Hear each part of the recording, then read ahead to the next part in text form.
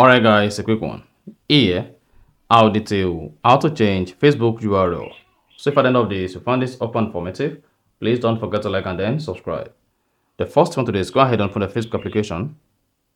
Click on your profile picture at the top left. Then click on these three dots. Now if you click on the three dots, you should see your Facebook profile where you can easily copy the profile link.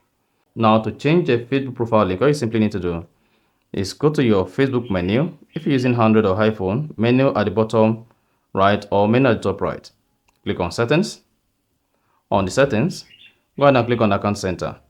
On your account center, locate and click on your profile. Then select your Facebook account.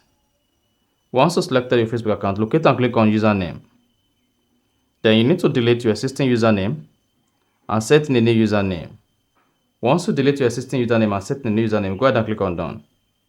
And after that, go back to your Facebook profile page.